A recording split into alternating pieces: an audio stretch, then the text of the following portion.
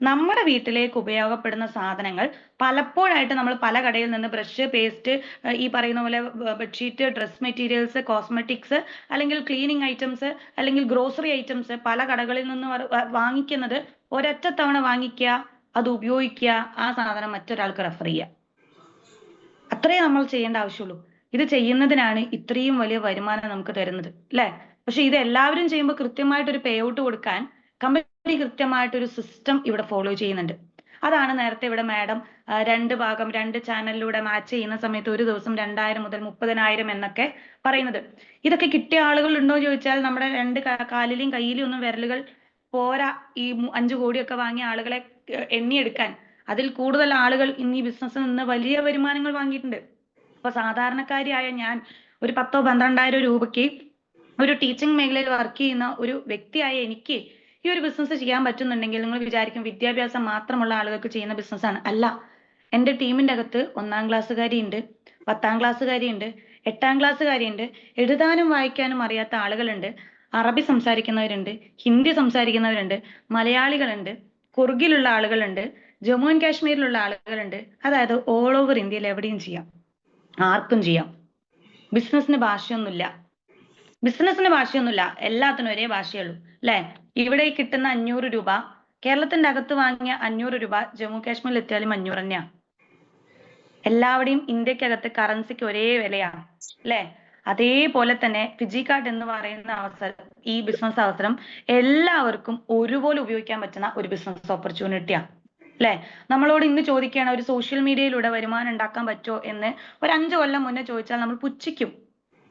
പക്ഷെ ഇന്ന് ചോദിച്ചു കഴിഞ്ഞാൽ ഇന്ന് കണ്ടന്റ് ക്രിയേറ്റ് ചെയ്യാൻ വേണ്ടി ഓടുക പിള്ളേരടക്കം, അല്ലെ? പാട്ട് പാടിയിട്ടും ഡാൻസ് കളിച്ചിട്ടും ഇതിൽ നിന്ന് എങ്ങനെയെങ്കിലും ഒന്ന് റീച്ച് കയറി വരുമാനം കിട്ടാൻ വേണ്ടി ഓടാണ് മൊബൈൽ ക്യാമറയും കൊണ്ട്, അല്ലെ?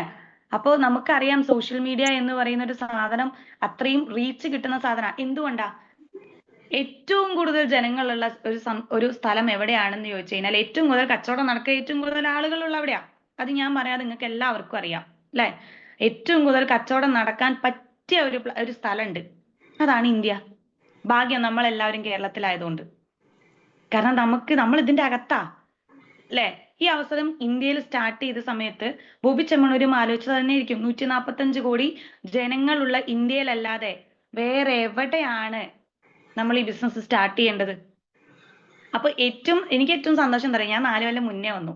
ഇന്ന് കേൾക്കുന്ന ആളുകൾ ഞാൻ പറയും ഡിലേ ചെയ്യരുതെന്നേ ഉള്ളൂ. ഒരു ദിവസം മുന്നേ ഈ ബിസിനസ്സിലേക്ക് വരണം. കാരണം എന്താ അറിയോ? നമ്മൾ വന്നതിന് ശേഷമാണ് ഇനി 145 കോടിയിലെ പല ആളുകളും വരാനിരിക്കുന്നത്. ഒരു 10-14 ലക്ഷം ആളുകൾ മാത്രമേ നിലവിൽ ഫിജി കാർഡിൽ വന്നിട്ടുള്ളൂ. അതായത് 1% ആളുകൾ പോലും ആയിട്ടില്ല എന്ന് ചുരുക്കം. അതായത് ലോകത്തിന്റെ അല്ല പറയുന്നത്, ഇന്ത്യയിലെ 1% പോലും ആയിട്ടില്ല.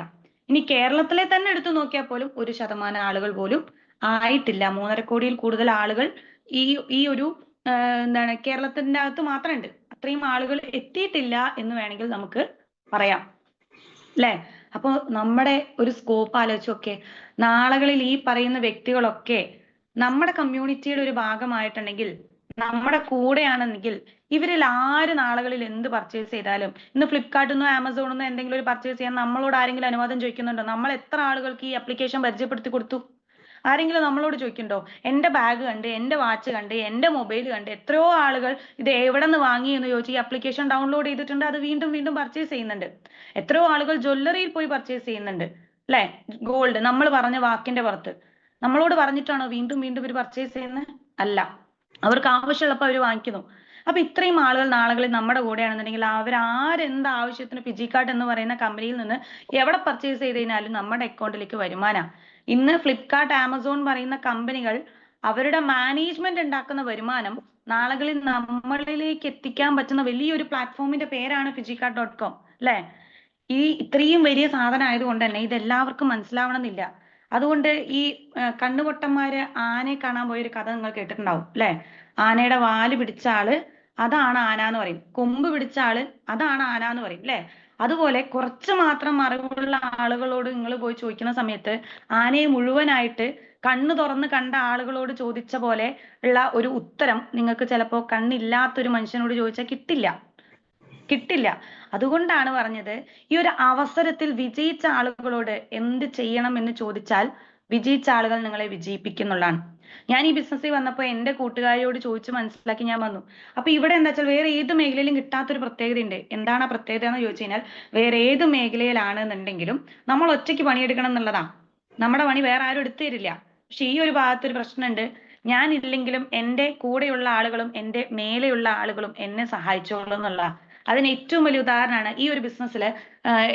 ഈ പ്ലാൻ പറയുന്ന സമയത്ത് ശ്രദ്ധിച്ചിട്ടുണ്ടാവും, ഇവിടെ നമുക്ക് ഡെയിലി ഇൻകം ഉണ്ട്, മന്ത്ലി ഇൻകം ഉണ്ട്, ഇയർലി ഇൻകം ഉണ്ട്. അതിന് പുറമെ എക്സ്ട്രാ അവാർഡ്സ് ആൻഡ് റിവാർഡ്സ് നമുക്ക് തരുന്നുണ്ട്. അതിനോടൊപ്പം തന്നെ മെഡിക്കൽ ഇൻഷുറൻസ് നമുക്ക് തരുന്നുണ്ട്. ഞാനൊരു 10,000 രൂപ പെർഫോമൻസ് ബോണസ് ആഗ്രഹിച്ച് വന്ന ഒരാൾക്ക് എനിക്കൊരു 10-25 ലക്ഷം രൂപ ഈ ഒരു 3-4 കൊല്ലം കൊണ്ട് ഉണ്ടാക്കാൻ സാധിച്ചു. ഈ പറയുന്ന മെഡിക്കൽ ഇൻഷുറൻസ് കഴിഞ്ഞ് 2 കൊല്ലം എനിക്ക് ഉപയോഗിക്കാൻ പറ്റി. അത് ഉപയോഗിക്കാൻ പറ്റി ഞാൻ സന്തോഷത്തോടു കൂടിയല്ല പറയുന്നത്. എന്റെ മോന്റെ ഒരു സർജറി ഉണ്ടാകുന്ന സമയത്ത് പാർട്ട് ടൈം ആയിട്ട് ഞാൻ ഫിജിക്കാർഡ് സ്റ്റാർട്ട് ചെയ്ത ഒരാളാ. 1.5 കൊല്ലം പാർട്ട് ടൈം ആയിരുന്നു. ആ ഒരു ടൈമിലായിരുന്നു മോന്റെ ഒരു സർജറി വേണ്ടി വന്നത്. ആ സമയത്ത് എന്റെ കണ്ണ് തെളിയിപ്പിച്ചതും എന്തുകൊണ്ട് ജോബ് റിസൈൻ ചെയ്ത് ഫിജിക്കാർഡിലേക്ക് ഫുൾ ടൈം ആയിട്ട് കണ്ടിന്യൂ ചെയ്തതിന് ഒരൊറ്റ റീസണേ ഉള്ളൂ.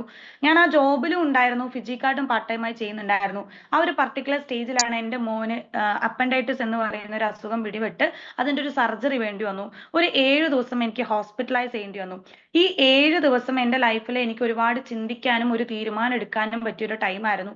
ഈ 7 ദിവസത്തില് ഞാൻ ജോലിക്ക് പോകുന്ന സ്ഥാപനത്തിൽ നിന്ന് എനിക്ക് ESI ഉണ്ടായിരുന്നു. പക്ഷെ ഈ പറയുന്ന മെഡിക്കൽ ഇൻഷുറൻസോ കാര്യങ്ങളോ ഒന്നുമില്ല. പക്ഷേ ഫിജി കാർഡിൽ നിന്ന് എനിക്ക് മെഡിക്കൽ ഇൻഷുറൻസ് കാർഡ് ഉണ്ടായിരുന്നു. അപ്പൊ ഈ 7 ദിവസം എന്റെ LOP ആയിരുന്നു, അതായത് ലോസ് ഓഫ് പേ. ഞാൻ ജോലിക്ക് പോകുന്ന സ്ഥാപനത്തിൽ നിന്ന് ഞാൻ ഫിസിക്കലി അവിടെ പോയിട്ടില്ല എന്നുള്ളത് കൊണ്ട് കട്ട് ചെയ്തു, സാലറി കട്ട് ചെയ്തു. പക്ഷെ ഫിജി കാർഡ് എന്ന് പറയുന്ന ബിസിനസ് അവസരത്തിൽ 7 ദിവസം ഞാൻ എന്റെ മോന്റെ കൂടെ ഹോസ്പിറ്റലിലായിരുന്നു. പക്ഷെ എന്റെ ടീം എന്റെ ഒപ്പം ഉള്ളത് കൊണ്ട് തന്നെ അവരെടുക്കുന്ന സെയിൽസിന് കൂടി എനിക്ക് വരുമാനം. അതുകൊണ്ട് തന്നെ എന്റെ 7 ദിവസവും എനിക്ക് ഇവിടെ കട്ട് ചെയ്തതിന്റെ 4 ഇരട്ടി അല്ലെങ്കിൽ 10 ഇരട്ടി വരുമാനം എനിക്ക് 7 ദിവസം എന്റെ അക്കൗണ്ടിൽ കിട്ടി.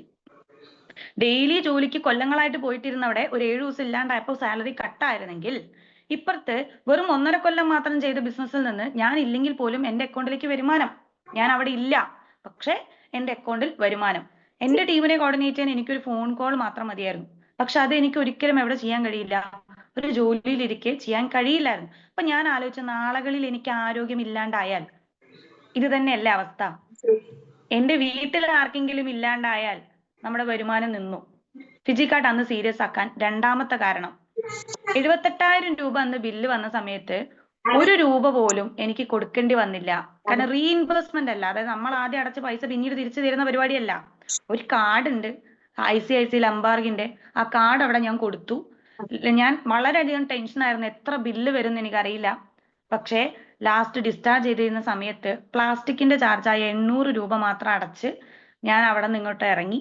78,000 രൂപ കമ്പനിയാണ് അവിടെ പേ ചെയ്തത്. അന്നത്തോടെ തീരുമാനം എടുത്ത് റെസിഗ്നേഷൻ കൊടുത്തു. മെയിൽ റിസൈൻ ചെയ്തു, ഫുൾ ടൈം ആയിട്ട് ഫിജി കാർഡ് ചെയ്തു.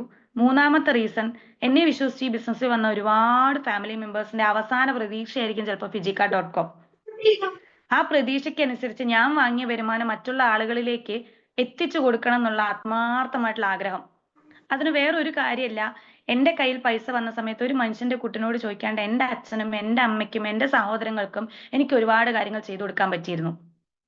എനിക്ക് ഇഷ്ടപ്പെട്ട ഭക്ഷണം, എനിക്ക് ഇഷ്ടപ്പെട്ട ഡ്രസ്സ്, എനിക്ക് ഇഷ്ടപ്പെട്ട സ്ഥലത്തെ യാത്ര, എന്റെ ഹസ്ബൻഡിന് എനിക്ക് വാങ്ങിച്ചു കൊടുക്കാൻ പറ്റിയ സാധനങ്ങൾ, ഇതെല്ലാത്തിന്റെ മെയിൻ സോഴ്സ് എവിടെയായിരുന്നു ചോദിച്ചാൽ അത് ഫിജി കാർഡ് എന്ന് പറയുന്ന കമ്പനിയിൽ നിന്നായിരുന്നു. അപ്പൊ ഞാൻ അനുഭവിച്ച ആ സന്തോഷം മറ്റുള്ള ആളുകളിലേക്ക് കൂടി എനിക്ക് എത്തിച്ചു കൊടുക്കണം എന്നുള്ള ഒരു ആഗ്രഹം എന്ന് കൂടി ആയപ്പോൾ ഫിജിക്കാർഡ്.com-ൽ ഫുൾ ടൈമറായി. ഇന്ന് എനിക്ക് തോന്നുന്നു ഞാൻ വാങ്ങുന്ന വരുമാനം, ഞാനൊരു 25 ലക്ഷം വാങ്ങിയിട്ടുണ്ടെങ്കിൽ എൻ്റെ ടീമിൽ മൊത്തം അതേപോലുള്ള വരുമാനം പലരും പല സമയങ്ങളിലായിട്ട് ഇന്ന് പോലും ഞാനൊരു എമൗണ്ട് വാങ്ങിക്കുമ്പോൾ ഇന്നൊരു 1000 രൂപ എനിക്ക് കയറിയിട്ടുണ്ടെങ്കിൽ അതേ 1000 രൂപ എൻ്റെ ടീമിലെ 3, 4, 5 ആളുകൾക്ക് ഇന്ന് കയറിയിട്ടുണ്ട് എന്നുള്ളതാണ്. ഇതൊരു ഗവൺമെന്റ് ജോലിയിലും സാധിക്കില്ല, ഒരു പ്രൈവറ്റ് ജോലിയിലും സാധിക്കില്ല, മറ്റൊരു ബിസിനസ്സിലും സാധിക്കില്ല. അത് ഡയറക്ട് സെല്ലിംഗ് എന്ന് പറയുന്ന ഈ ഒരു മേഖലയിൽ മാത്രമേ സാധിക്കുള്ളൂ. അതുകൊണ്ട് തന്നെ വളരെ സീരിയസ് ആയിട്ട് ഈ ഒരു മേഖല ഏറ്റെടുക്കുന്നു. അടുത്തൊരു തലമുറയിൽ ദാരിദ്ര്യമില്ലാതിരിക്കാൻ ഫിജി കാർഡ് എന്ന് പറയുന്ന ഒരു ബിസിനസ് അവസരം സാധിക്കും എന്നുള്ളതാണ്. ഡയറക്ട് സെല്ലിംഗ് എന്ന മേഖലയിലേക്ക് സാധിക്കും. അപ്പൊ നമ്മൾ കാണുന്ന ചെറിയ കാഴ്ചകളിലല്ല ഈ ബിസിനസ് ഉള്ളത്. വലിയ വലിയ വലിയ ഒരുപാട് കാഴ്ചകളുണ്ട്.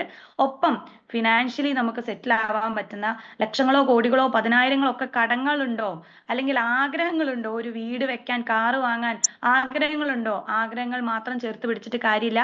കിട്ടുന്ന അവസരം ഉപയോഗിക്കുക. അങ്ങനെ ഒരു അവസരത്തിന്റെ പേരാണ് ഫിജിക്കാർഡ്. ആ അവസരം ധൈര്യപൂർവ്വം നിങ്ങളെ ഈ ഒരു ലിങ്കിലേക്ക് ജോയിൻ ചെയ്യിപ്പിച്ച ആളുടെ കൈ മുറുകെ പിടിച്ചുകൊണ്ട് ഈ ഒരു ബിസിനസ് അവസരത്തിലേക്ക് വരിക. നിങ്ങൾക്ക് എന്തൊക്കെയാണോ കുറവുള്ളത്, ആ കുറവുകളൊന്നും ഇവിടെ പ്രശ്നമല്ല. ആ കുറവുകളൊക്കെ പോസിറ്റീവ് ആക്കാനുള്ള എല്ലാ സാധനങ്ങളും ഉള്ള വളരെ പവർഫുൾ ആയിട്ടുള്ള സക്സസ്ഫുൾ ആയിട്ടുള്ള ലീഡേഴ്സ് ഇവിടെ നിങ്ങൾക്ക് ഗൈഡ് ചെയ്യാനുണ്ടാവും. ട്രെയിനിങ്ങുകൾ കമ്പനി ഇവിടെ തരുന്നുണ്ട്. അത് ഉപയോഗിക്കുക. അവസരങ്ങൾ തരാഞ്ഞിട്ടല്ല, ദൈവം പല പരീക്ഷണങ്ങൾ തരുമ്പോൾ നമുക്ക് ഒരു അവസരം തരും. അത് അവസരമാണെന്ന് മനസ്സിലാക്കിക്കൊണ്ട് ഉപയോഗപ്പെടുത്തിക്കൊണ്ട് ജീവിതത്തെ മെച്ചപ്പെടുത്താൻ, നിങ്ങളുടെ സ്വപ്നങ്ങളൊക്കെ എത്തിപ്പെടാൻ